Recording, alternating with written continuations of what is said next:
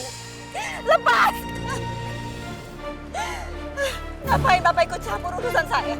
Saya nolongin Ibu supaya nggak jatuh ke bawah saya. Ibu bisa mati. Saya mau mati! Saya nggak mau hidup lagi! Bu, istighfar. Bunuh diri itu dosa besar. Allah bisa murka. Setiap masalah pasti ada jalan keluarnya. Bapak bisa ngomong kayak gitu? Karena Bapak nggak ngerasain apa yang saya rasa. Bagaimana kalau Bapak banyak hutang? Rumah mau disita. Bapak pasti akan melakukan hal yang sama. Kalau hanya masalah uang, itu kan bisa dicarikan jalan keluarnya. Memangnya berapa sih hutang Ibu? Hutang saya 100 juta. Memang Bapak mau menolong saya? Melunasi hutang saya? Saya akan usahakan untuk bisa membantu Ibu. Bapak benar mau nolong saya? Lunasin hutang saya? Iya, Bu.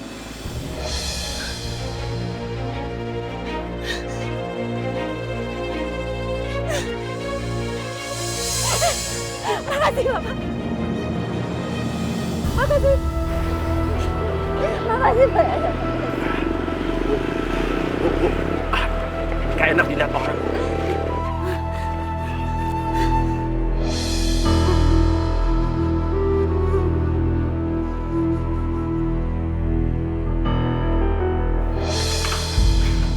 Pak, astagfirullahaladzim. Bapak ini sadar nggak sih? Hah? Enak bener si Eti ya. Bapak sampai rela ngeluarin uang 100 juta demi si Eti. Jangan-jangan Bapak ini punya hubungan khusus ya sama si Eti.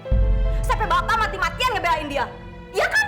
Astagfirullahaladzim. Istighfar, Bu. Masa Bapak nolong tetangga malah dicurigai? Bapak nggak tega lihat Bu Eti itu mau bunuh diri cuma gara-gara nggak bisa bayar utang. Makanya Bapak langsung ke bank ambil uang buat bantu dia. Sekarang urusannya apa sama Bapak? Si Eti mau bunuh diri kayak apa? Kayak itu urusan dia, bukan urusan kita kok. Mati juga bukan kita yang tanggung jawab. Sudahlah, Bu. Nggak usah diterusin bertengkarnya. Bapak mau sholat.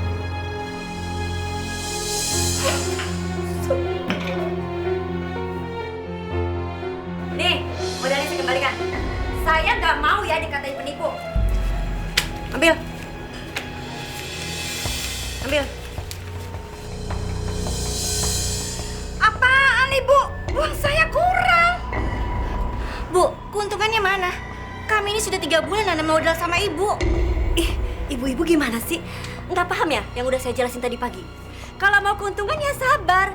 Nunggu sampai bisnis batu baranya lancar lagi. Ini belum apa-apa modalnya udah pada mau diambil. Malah mau laporin saya, mau menjarain saya. Gimana sih? Saya males urusan bisnis sama kalian lagi. Dasar penipu ya. Penipu? Bagus, balikin duitnya.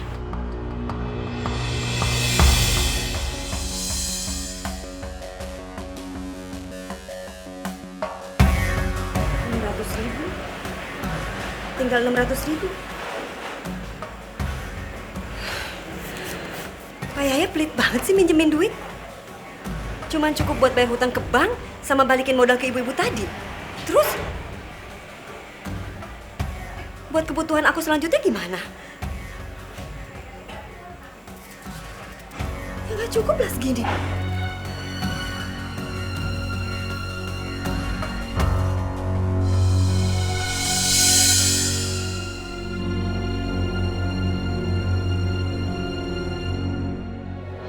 Pak Yahya, Bu Eti.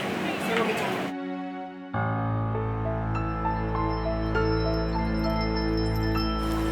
Beda, hati-hati sama Bu Eti. Saya dengar-dengar kemarin itu Pak Yaya pelukan sama Bu Eti di jalanan. Baik, Bu. Saya bisa pinjamin Ibu uang 5 juta buat modal usaha. Mudah-mudahan usaha Ibu lancar dan nanti bisa nyicil utang ke saya ya, Bu. Pak! Ya Allah!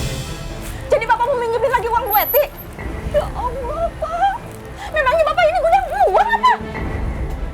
Pak! Setiap Bu Eti ada masalah, pasti Bapak nolongin.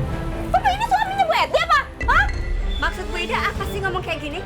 Bu Ida pikir saya mau pinjem duit sama Pak Yahya ini mau ngerayu Pak Yahya? Aduh, nggak level ya, Bu. Kalau saya niat nikah lagi nih, niat punya suami, mendingan saya cari pengusaha yang besar. Bukan pengusaha toko suami Bu Ida ya? Oh ya udah kalau begitu sekarang Bu Eti cari laki-laki yang kaya raya. Ngapain coba nyusahin suami saya? Kerepotin suami saya terus. Bu, sudah malu sama tetangga, masa pagi-pagi sudah bertengkar. Lagian kan Bu Eti ini kesini cuma mau minjem uang, niatnya juga baik. Kalau nanti usahanya jalan kan dia bisa bayar utang ke kita. Pak, tapi itu kebiasaan. Setiap Bu Eti ada masalah keuangan, pasti gubar-gubar Bapak. Bapak juga punya keluarga, Pak, ingat. Pak Yahya, ya udahlah. Kalau memang istri Pak Yahya nggak kasih izin Pak Yahya pinjamin uang ke saya mau mati aja. Saya mau bunuh diri. Sakit saya dihina terus begini. Bu Eti. Bu Eti jangan bunuh diri lagi. Ya, saya bisa pinjamin Ibu 5 juta buat modal usaha. Ibu ikut saya ambil uang ke rumah ya. Sebentar ya, Bu. Pak, Sebentar. Bapak, Pak. Bu, Ibu itu harus peringatin Pak Yahya. Bu Eti itu penipu. Jangan terlalu percaya sama omongannya. Nanti bisa-bisa Ibu sama Bapak yang susah sendiri.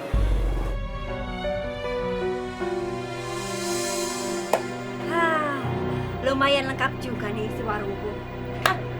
Baik juga ya Pak Yahya. Mau pinjam duit 5 juta, ternyata dikasih 15 juta. Warung baru Bu Eti. Ini Bu. Saya ada sedikit modal. Daripada saya iseng di rumah, mendingan saya buka warung. Oh, kalau gitu saya beli gula putihnya 1 kilo, berasnya 5 liter. Kalau ada yang harga 7.000. 7.000? Nggak salah. Mana ada hari gini 7.000?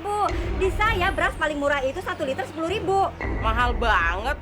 Berasnya kayak apa sih? Bagus banget ya? Oh, kalau beras kayak gini mah seliternya 4 atau 5.000 seliter. Bu, kalau Ibu nggak sanggup beli, udah nggak usah beli. Gak ada yang maksa kok. Ya udah, saya minta gula putihnya aja 1/2 kilo.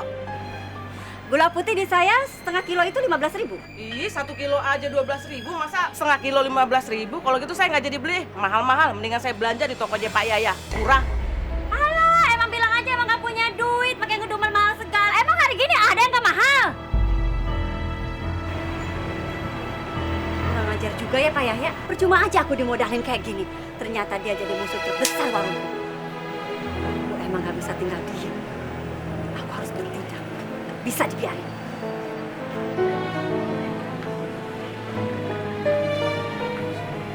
Pak Yahya!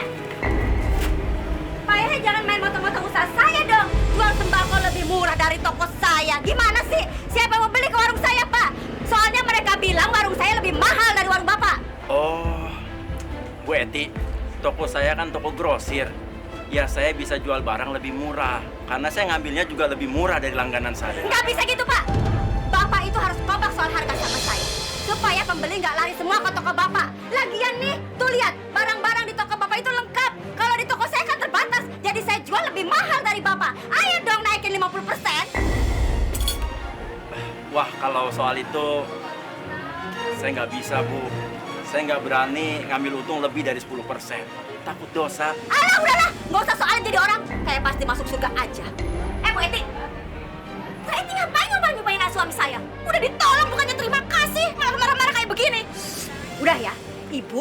Kalau nggak tahu urusannya, nggak usah ikut campur. Ini urusan bisnis antara suami Ibu dan saya. Ya ini benar-benar nggak tahu diri ya jadi orang. Bu, sudah. Ini cuma salah paham aja.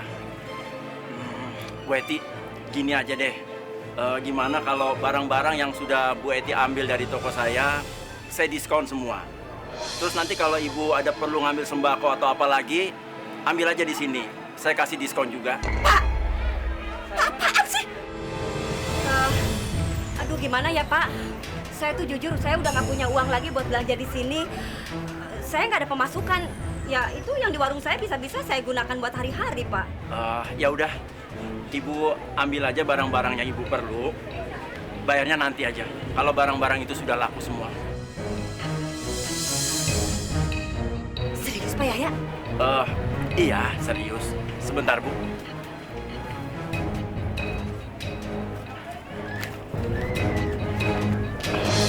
Ibu tulis aja barang-barangnya, nanti saya suruh anak buah saya antar. Bapak ini apa-apaan sih, Pak? Semua saya sudah tulis di sini ya Pak. Iya, Bu. Nanti saya kirim barangnya ya. Bapak benar-benar keterlaluan ya. Bapak jaga perasaan hati Ibu. Bu, Masya Allah. Bu.